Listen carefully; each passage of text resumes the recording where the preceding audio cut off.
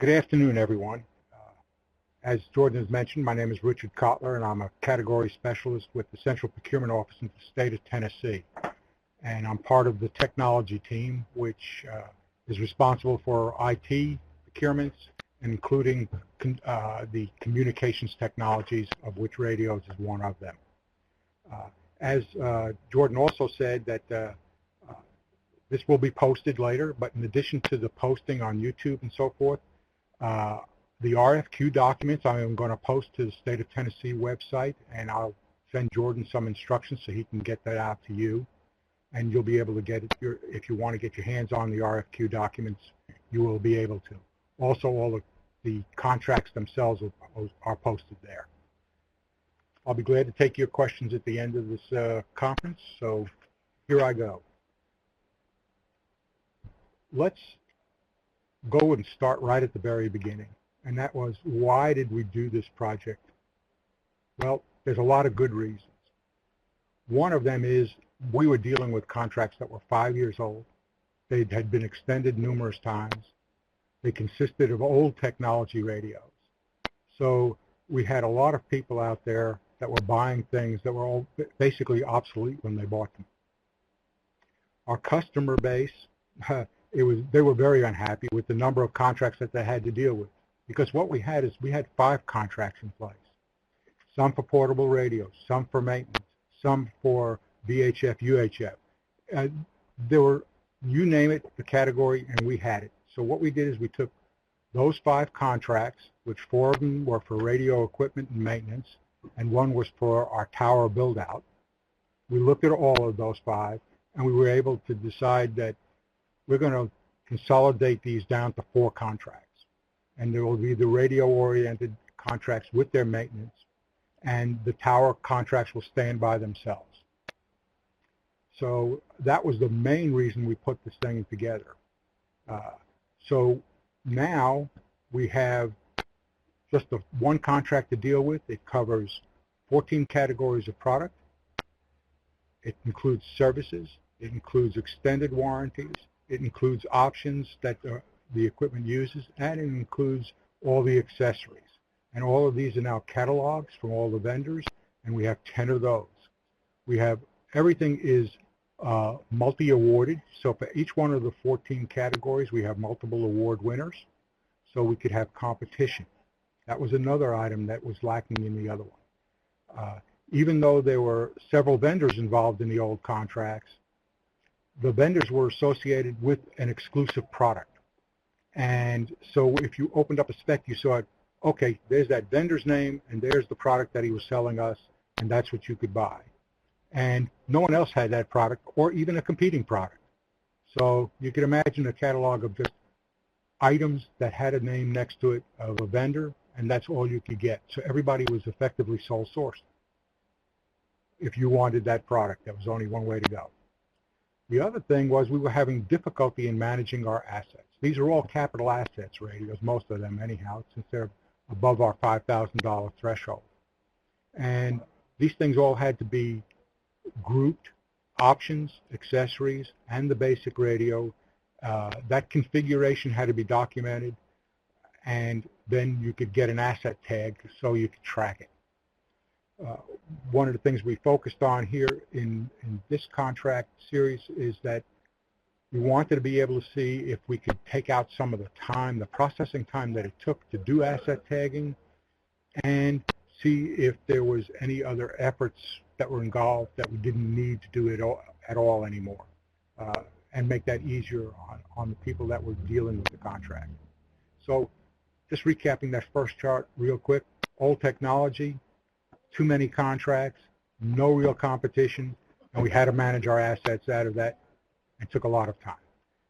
So how did we approach this?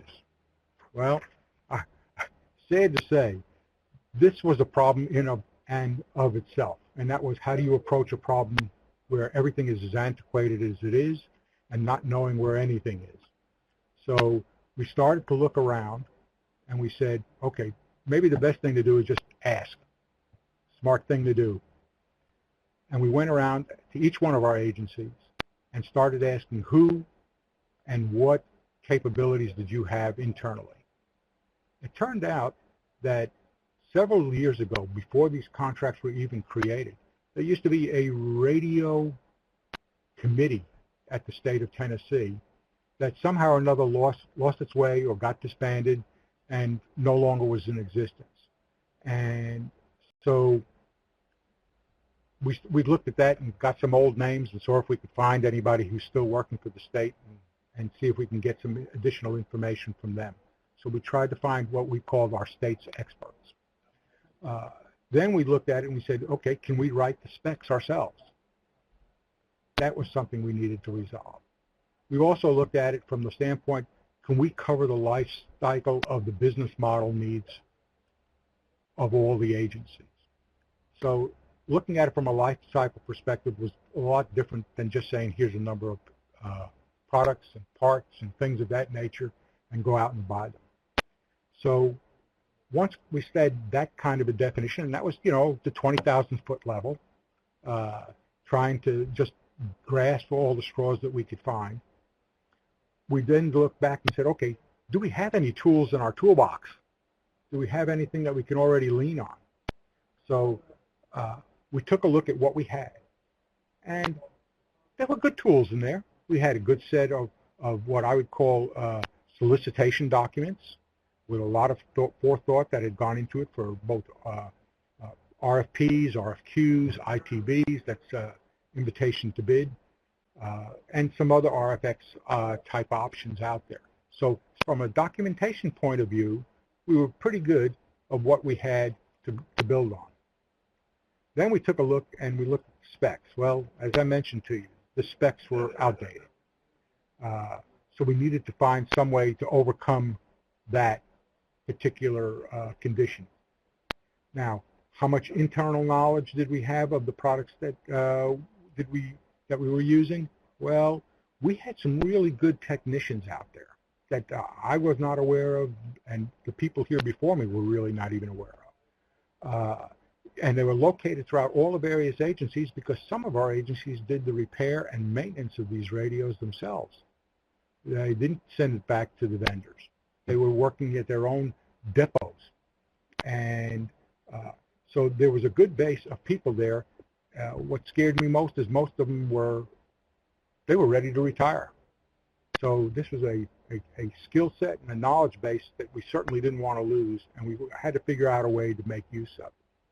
We also had a number of senior managers that were out there that were in the radio business, if you will, or like they were parts of safety, part of military, parts of TEMA, and they had a number of skill sets also where they were used to dealing with radios from the broader picture of things. And then the next thing we did after talking to those people and looking and seeing what we had there was to take a look and say, is there anything external that we can lean on, and not have to go through the whole, you know, procurement process maybe.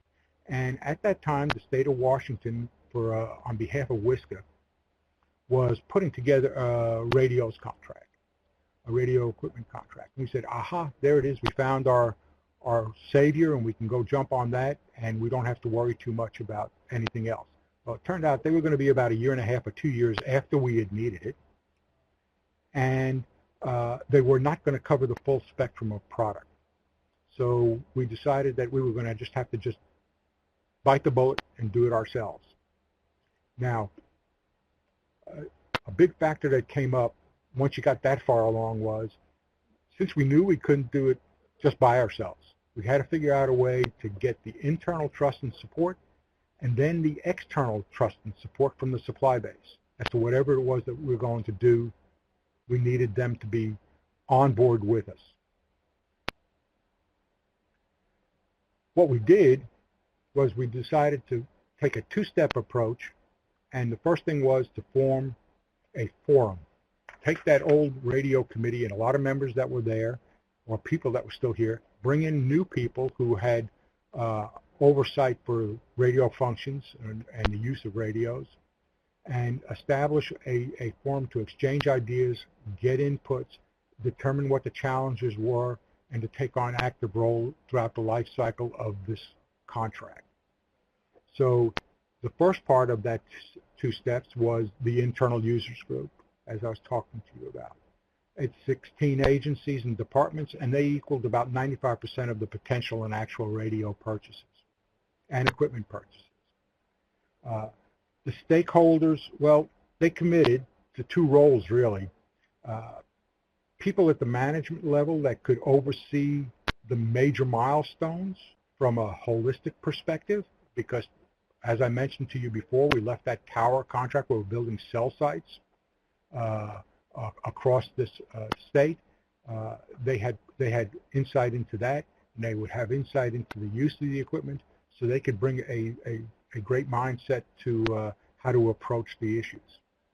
And secondly, they were also the people that would be able to dedicate the resources, those technicians that I spoke about and other technical people within the various areas of the agencies of the state government. They could commit them, they could keep that, make their resource available when we needed it, and that was something that was extremely useful to us, and we knew we needed that in order to gain the trust of both themselves as a group and as the supply base when we called them in. And I listed a bunch of the agencies that were involved, but this is not all. There were bits and pieces of others that were in here and out of it at various times, but these are the ones that primarily gave us the evaluators for the project and the technical support that we needed. What did the external group look like? Well, we got 13 suppliers, and we gave them a role. We asked them to help define the specifications, the terms and conditions, and even KPIs and SLAs. And I don't mind telling you that SLAs and KPIs were a little bit foreign to some of them in terms of application, and they were also foreign to the state of Tennessee in certain applications. They had never existed before in this type of an environment. So we asked them to come in, and we had a series of meetings with them. And as with most vendor meetings, the first couple of meetings would just get them to talk to each other and be comfortable in the room with each other and feel that they could speak, and they didn't have to worry about any proprietary nature of their discussions or anything like that. This was just a technical session to talk about this stuff, to talk about what kinds of specs we could develop, to talk about what kinds of categories of products we could have, to talk about a number of things that impacted them and that they could help make sure that things would be competitive as a result. And that's what the main attributes that they would be able to bring to the table. You know, a sense of really what their product does, how it's used, and what they could do relative to a spec where we could have a competitive environment, which is something that we didn't have prior to that. And here's a list of the companies that were involved in that. They were all face-to-face meetings, and it took quite a bit of time and effort and actually discussion back and forth with these vendors. I wanted to talk to you about the resolution of this thing. You know, we persevered on a methodology to develop the solicitation package, and that had to focus on resolving the most common pressing issues that both parties, the steering committee and the potential supply base, had placed on the table before us. And then we had to take that and integrate it into an output in such a way as to achieve the objectives that they themselves were putting on the table and was reached an agreement on. And there were three main objectives that came out of that. One was simplify the contracts and the management of them. The second one was enable the availability of new technology and products so we wouldn't get stuck in the life cycle we were in before. And the third one was to improve the competitive environment. Three simply stated things that meant that there was going to be a lot to discuss and a lot of work to go on by all concerned in order to make it happen. So let's go back to each one of these. Simplify the contracts and the management of them. As I mentioned to you at the beginning of this, We consolidated 4 of those contracts into one. So now we have just basically a radio, radio options, radio maintenance, radio parts, radio services, radio accessories, radio extended warranties, all of that under one contract. And the building of the towers is under a separate contract, which includes the tower maintenance. But the hardware for all that maintenance will come out of the radios contract. The second thing that we put into the contracts was the development of these KPIs. It was very nice and easy to say KPIs and SLAs, but then we actually had to sit down and figure out what they were. And the teams thought that if we were able to do this, and we had some on both sides, that we both have a stake in the ownership of the contracts that came out. So we both agreed to different things. The state agreed to things, the vendors agreed to things that could be measured on both sides. You know, one of those things was to bring the competition into fruition. We also looked at enabling the availability of the new technology and products. And that was a great concern, as I mentioned. And we have a couple of new tools that we were able to implement. And I don't know how many other states actually have these, or if we had gotten this from another state or not. I haven't been here long enough to know when we picked this thing up. But it's called a Memorandum of Understanding. And what has been worked on by our legal department, our procurement legal people, and our management team here was to be able to substitute a Memorandum of Understanding for a lengthy amendment process. Our old way of doing something was, oh, I needed to add something that I didn't think of before, and that it's a change in the technology, and I want to amend the contract, and it would take several months to do that. If you look at something in the contract that is really an extension or an evolution of it, that may have not been able to be put in there at the beginning, both parties can sign a one-page, basically, memorandum of understanding and insert it into the contract. So that gives us the power of keeping up with the technology. Then another thing we did, suggestion of my boss, matter of fact, was to move to a catalog-centric approach. So it minimizes the amount of memorandums of understanding, it minimizes the amount of amendments, it minimizes all the paperwork to keep up with any changes in products and what we wanted. So we started building a catalog. And that catalog now, as a result of the solicitation, there's a catalog for every single vendor. It denotes what the price of the item is, what the discounts are, when it will be delivered after order,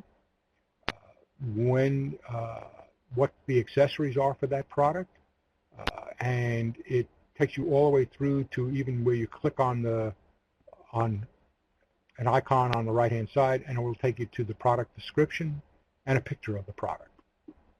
And that has made it much easier for our folks to be able to understand what it is that they want and how to get it, and provides a lot of flexibility. The only line items we really have in the contract today are for these services and for labor hours. Everything else is basically in a catalog. So it's made it a much cleaner approach for us to keep this contract as a good, lively contract that is always moving forward. The other thing is improving the competitive environment. We did implement a constant compete process. I don't know how many people are familiar with that, but basically every order can be competed, except in certain situations where there may be a sole source requirement, and the sole source justification would have to come into play, but I'll get into that a little bit later.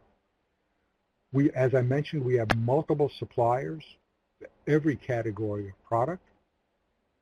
The discount structure that's in all of the contracts are basically the minimum discount, and basically for orders less than $50,000, the agencies themselves just use a quote sheet, which we'll get into a little bit later, to be able to give that to the multitude of vendors, get bids back, add the volumes to it and go back outside, whatever it may be, and see if that's changing the price. And then if it's above $50,000, it'll come by the central procurement office, where we will take a look and see if the package is big enough to get some additional discounts and also to take advantage of anything that we may know of or the vendor may be doing in terms of programs that they may be offering for purchases during a particular month or at the end of a quarter or any other reason, or just the order is large enough that, the current discount structure doesn't seem reasonable. And we're very well satisfied with what's come out of the discount structure, in that we benchmark that against the everything that we could find, and we know that the minimum discount offered now is equal to or better than anything we've seen out there. So, except for GSA, and so we are very much pleased with what we've gotten. I'll talk about how much cost reductions come from this thing a little bit later on. One of the other things, in addition to the multi-supplier, was the inclusion of the dealer network. Now, I'm going to get into more detail on that later, on how we included them and how we're making that work. This next chart, just to give you an idea, that the only reason I stuck it in here is to give you an idea of what the schedule looked like. It turned out that what you're looking at there is just, a made-up timeline. But at the start, we started in about March of 2014. And if you look at the first date on the top over there where it says 8/1/2014, that 5-month period was spent with our steering committees and the vendor community. That's how long that took to develop enough information and feel satisfied, both parties being satisfied, that we could now put together a solicitation package. That solicitation package took another 2.5 months, from August to October 17th, 2014. So that's how long it took us to put together the total solicitation package, get it through our legal review and comptroller and so forth, and get that posted out and there for everybody to bid on. The bid process itself took 5 months, from the time we posted it to the time we evaluated it, and the time we were able to make a selection of who the apparent winners were. Then the last couple of months were spent on signing contracts, getting them posted, getting them implemented, so they could all be effective on March the 15th of 2015. That whole period there, then from start to contract signing, took us 14.5 months. It was, I guess, more than we thought it would take, but I think everybody felt very good that the results really, really reflected that amount of effort and the number of people that were involved in it at the time. The next series of charts that I'm going to show you are things that have to do, they're more in the weeds, a little bit more detailed, except for I won't show you the solicitation package of the contract. That'll be available later. But it's going to be what the workflow looks like on a day-to-day basis, what those KPIs and SLAs were. I'm going to talk to you about what the quote template is, and that's going to be an iChart exam. Also about generic assets and why we use them, and how our content group, technical folks, came up with them. How we are using the resellers, and what training we had done. Internal training with our agencies to make sure that everybody was on board and could use the system and understood what we were trying to accomplish and was brought into it. So here's the workflow. Now, this isn't quite the iChart it appears to be, but it does take you down to an everyday working level. Because what they're doing here is we're showing, hey, we're trying to get a purchase order, and that what we want to do is all the flow steps, looking at it from the assessment of the purchase type to whether or not it needs a sole source justification, and how does it handle if it's a non-sole source purchase order, or a requisition rather. And so this requisition process,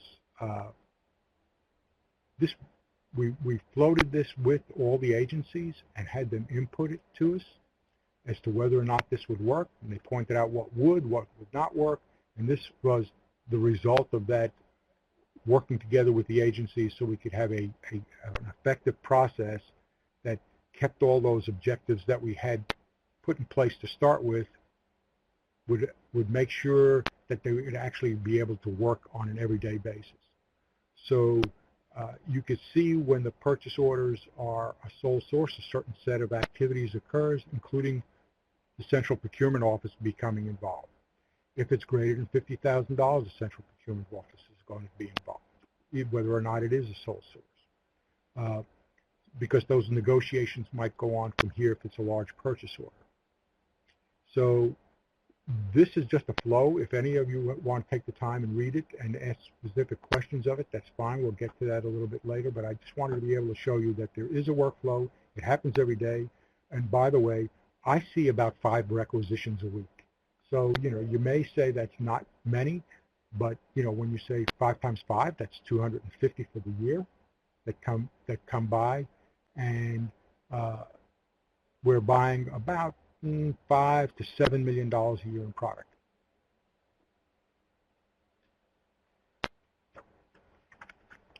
The KPIs that we put into the contract. As you can see, we have 2 sets. One is the key performance indicators, and the other one is service level agreements. And this is the targets that were set. So the invoice accuracy, it's 100%. You've got the vendor's got to send us an invoice 100% correct, or we send it back.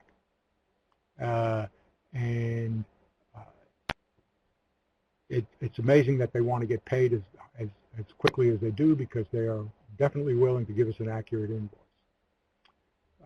Order completeness. Now what this is,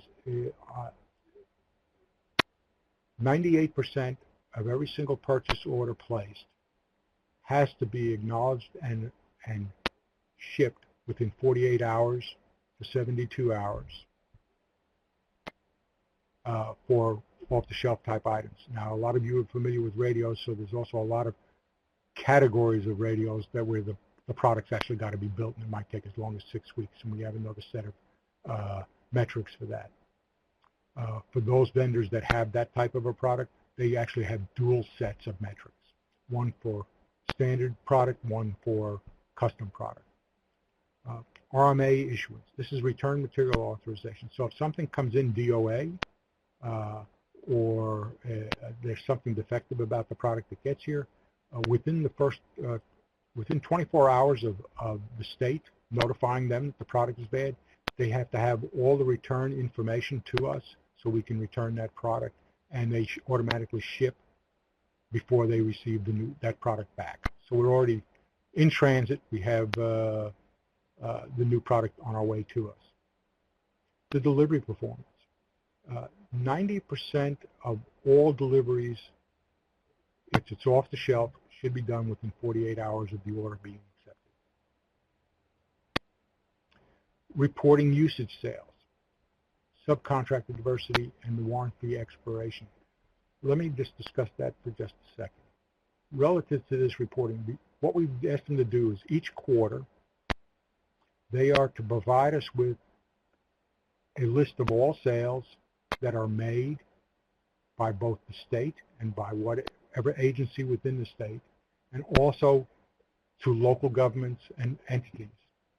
So we get a complete, comprehensive picture of how much business that company is doing across the state under the terms of this contract. We also ask them, for wherever they have diversity subcontractors and vendors, they are to give us a report of how much they did each quarter also. So we're supporting those goals here within the state also. And in addition to that, we also have a warranty expiration report that they provide.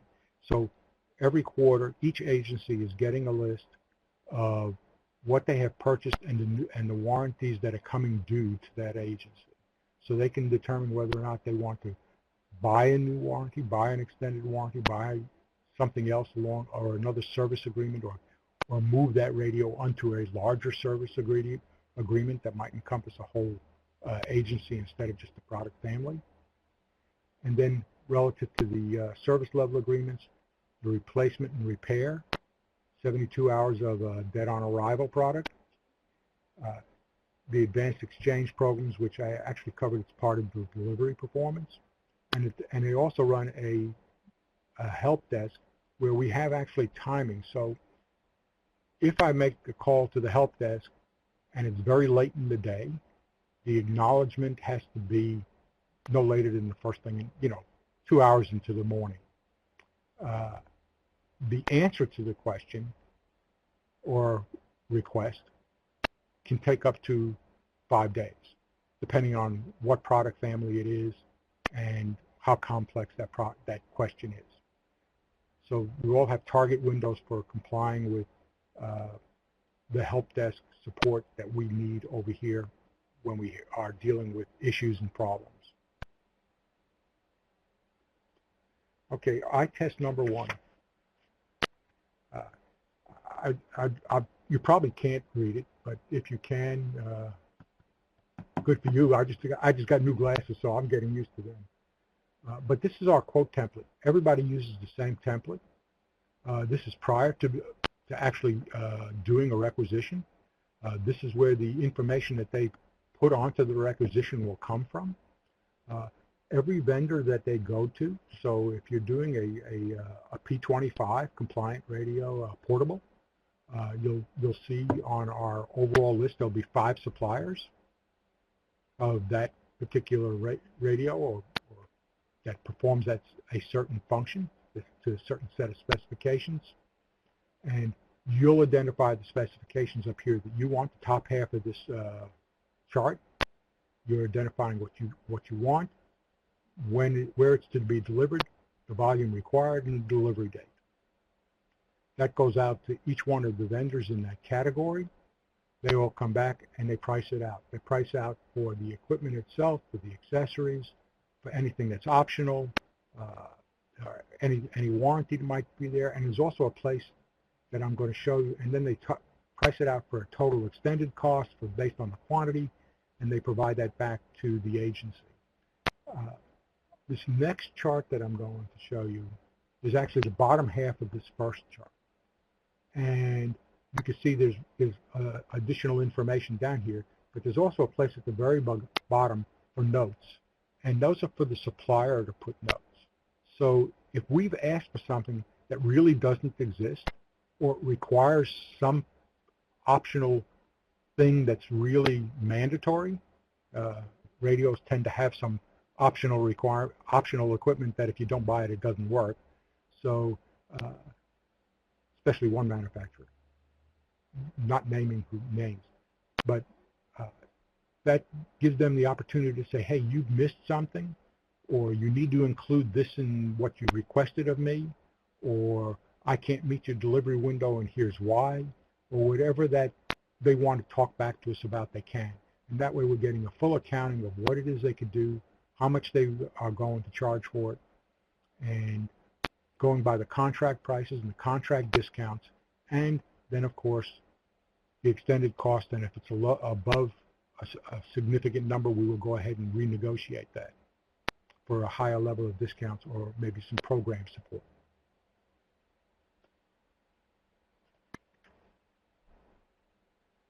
This next eye test chart is really, it's a list of each one of the categories of product.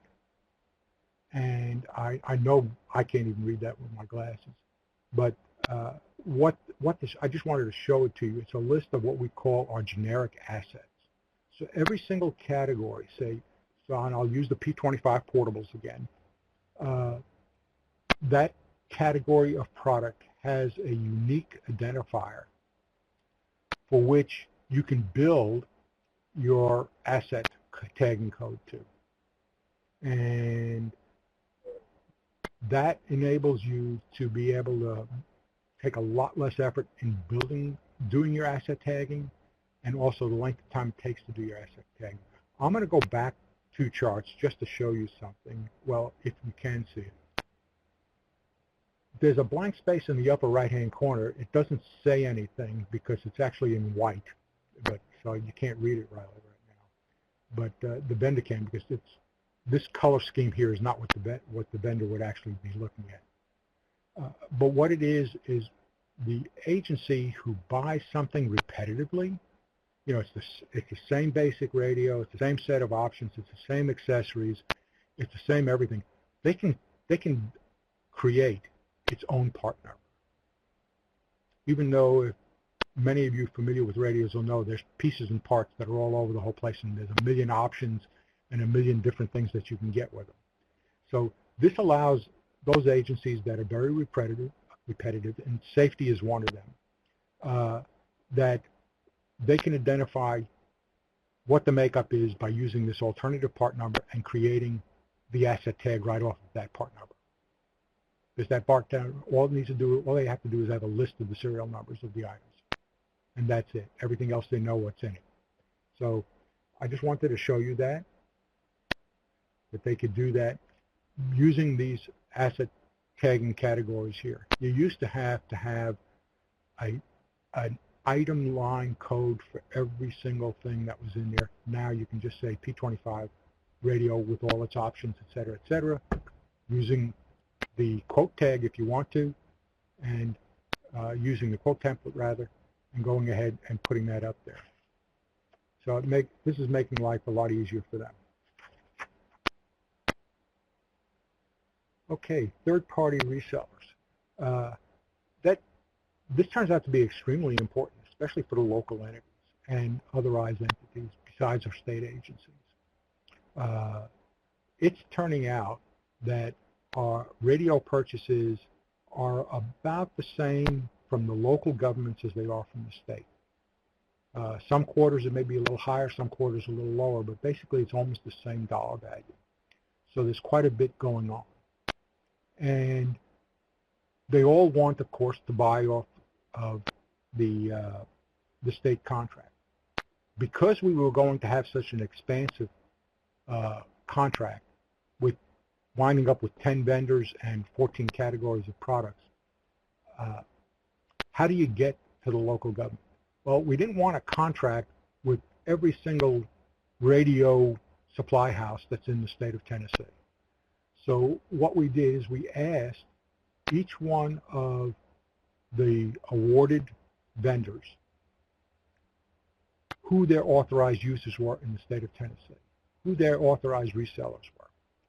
And they, in turn, all we did is we created something called a usage instructions, which are on our website. And anybody could look there, and they can now see for supplier A, they could see who all the authorized resellers are. And that reseller is not contracted to the state of Tennessee, but they're under contract, of course, to that vendor. And that vendor took the obligation of making sure that their resellers would cooperate using state prices and state terms and conditions for their purchases. And this is all reported back up to us. So when I said that we know what locals are buying, we know that because of all of that business is coming through the resellers. And all we did was list the resellers' names on our, what we call our usage instructions page. But they are not contracted with the state. So we included that. That took in, I don't know, another 50 suppliers really, in addition to the 10. There's at least 5 for there's 5 resellers at least for every single radio manufacturer that's in here. Training. That was the other thing I mentioned to you. Well, none of this works unless the people who are going to use it know how to use it. And we had 2 full in-house sessions where we looked at we came up with a format for an appropriate use of a sole source, and in fact even wrote up chart that's available, if you want to call it an authorization form that they can fill out using one of 7 different reasons for having a sole source procurement. Just checkmarked and signed off by their commissioner, and they can go right ahead and bypass almost everything else if that's the case. How to use the quote template, how to implement the constant compete process internally at their level, and also the creation and the submitting of a requisition. We took all the screenshots off of our Edison Oracle-based platform and gave it to them, told them how to fill it out. We had 2, complete in-house activities where we had about 8 or 10 agencies come here, and we sat down twice with them to go through these training sessions. And then we went out to 2 of the sites, military being one of them and safety being another, where we actually did the training at their location and walked them through all the screenshots and actually did some sample runs and so forth. So that's what we did during the training session.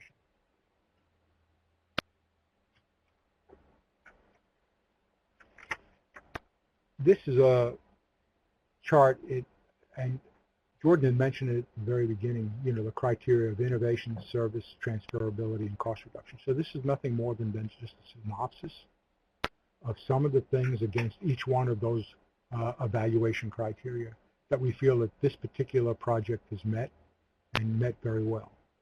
On the innovative side, our steering committees, our engagement of our vendor community, how we considered our local government to make sure they were covered, and the ability to continuously update the technology. Our service level improvements for coming up with a single statewide contract instead of 4 that they had to manage before, a better way of managing their assets, establishing some KPIs and SLAs, use of this memorandum of understanding, and the training and usage instructions that we went through in order to make sure everybody knew what they had. The transferability concepts, the documents, the workflows, they're all readily available and can be provided to anybody who chooses to get them, or either through me or our website, and also the cost reduction. In addition to the manpower and amount of time now that it takes to manage the contract, that was reduced, over $3 million has been saved already, and this is over and above the contract savings. These are for the additional constant compete activities and large buys. So I say thank you for listening and being patient, and if there are any questions, I'll be glad to answer them as best I can.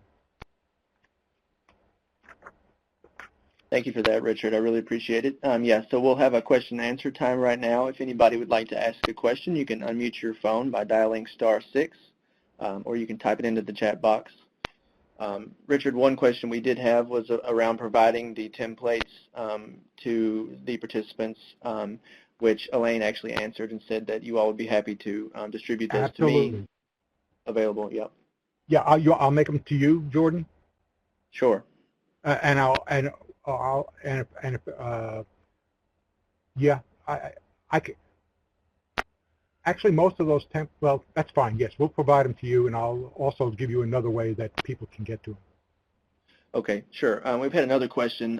What is the Tennessee website URL where this stuff is available? That's very good. I don't know it offhand. I think Elaine is over there going to be typing it for you right now. Okay, great. Thank you. So another question that I've had come in is, oh, by the way, I'm sorry. Sure, go ahead. That person's going to ask for a URL. But once they get the URL, it's going to give them a list of the contracts, statewide contracts, and statewide contract number 418 will be all the radio contracts. Great. Thank you. So another question that I had come in to me was, now that this contract has been implemented for some time, and you've seen considerable savings, is there anything you would have done differently throughout the process, from the beginning or even to the end in implementing it? Yes, there's a couple of things that we probably should have been a little bit better at doing, and that is we should have been not as hesitant, really, in getting the vendors involved. If we would have got, I think we were very hesitant ourselves on how to approach vendors and how to handle them, especially in a room like that. And it probably took us a month and a half or two to even get comfortable with the concept ourselves. And we're finding that that's basically now just an ordinary day-to-day method of doing business today, bringing vendors in before we try and write the scope and write the T's and C's. That was one thing that was definitely it. The other thing that we knew what would happen, and this is just slowly happening, is that it takes time for competition to actually come into real being. I think every state that we looked at, including ourselves, you usually have a dominant player. And so when you want to create competition, you're going against the dominant entrenched player. And that takes time, and you've got to be prepared for that. I don't think we were really prepared, but it's been slow, slower than we would have liked, but probably more realistic that we are first getting the competition now at the end of year 2, instead of right away in year 1. So if there was anything that we could have done to bring that competition on faster, we should have considered it much more than we did. Sure. So you mentioned your hesitance to include the vendors. So once you did decide to include them, were they happy about being included? Were they excited to participate, or were they hesitant as well? The first meeting, they were hesitant. The first meeting, they all sat around in a horseshoe and just looked at each other, basically. They didn't know what to say and what not to say. And that's where we needed to do a lot more preparation, really, to get them to engage. And we finally got it going, and a few of them became heated. So I think by the third meeting, everybody knew it was working. But okay, yeah, that's where we were on that. So kind of another follow-up question to that. Someone said, you mentioned that the vendors assisted you with development of requirements. How does that work from a competition perspective? Well, okay, there was one thing I left out, and I should have put it in there, I guess, is that we had also hired a consultant on our side to help us make sure that the specifications that were completed were broad enough that they did not prevent competition from occurring. And so, we had somebody on our side also not just listening to what they were saying and what they were proposing, but also on how to expand it, and then getting concurrence back from them that yes, that would make it broad enough for more than one person and more than one company to be bidding. Okay, thank you. So another question, it says, as you are bringing in vendors before the RFP, are you limiting evaluation committee members' voting rights? For example, if you see them before the RFP, can you vote on their selection? Okay, let me see if I got this right. So you're asking me the participation of our evaluators? I'm trying to read through it as well. Let me read it again. As you are bringing in vendors before the RFP, yeah, he said yes. So are you limiting evaluation committee members? Yeah, like you said. Evaluation committee members were not engaged at that time. They were not even selected at that time. And they turned out to not be any of the people that were in the room with the vendors. The management steering committee people, they were engaged. Okay. From a milestone perspective and what your major objectives should be and things of that nature, and talking about that with the holistic approach to this for the vendors. The nitty-gritty of the specifications were not, the evaluators were not participating in that. The Okay, thank consultant you. was in those meetings. Sure. So another question, said, do you have any laws in your state that address a prohibited bidder? Let's see, I don't know if they're really prohibited or not, but I mean, there are things like disbarred vendors. There are disbarred vendors. So yes, there are people that are prohibited. But are you talking about now in connection with the RFP? If they develop the RFP or the RFQ specs, they are prohibited from bidding? Is that what the person is alluding to, or is just general state law preventing certain class I'm really not sure. or debarred companies or whatever? Okay, so she said prohibited meaning someone who assisted with the requirements.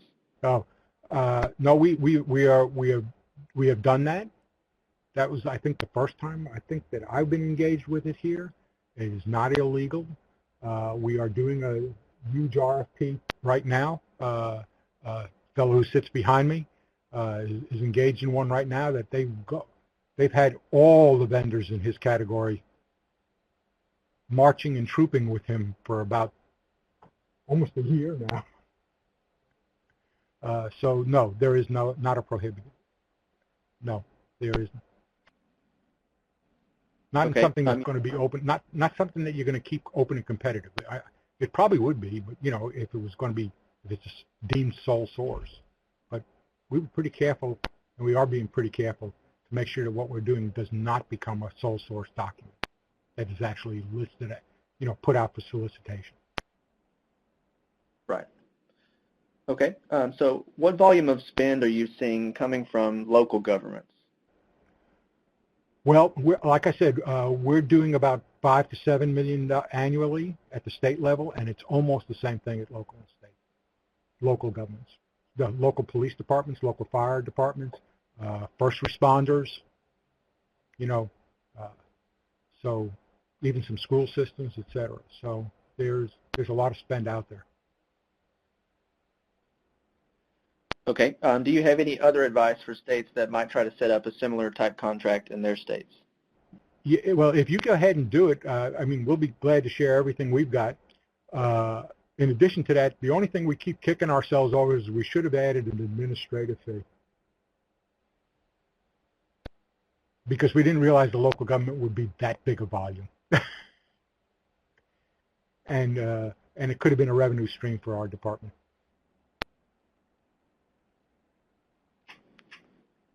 Sure, that makes sense. I'm not seeing any more questions. If anybody wants to ask one more, we've got a couple minutes here. You can unmute your phone.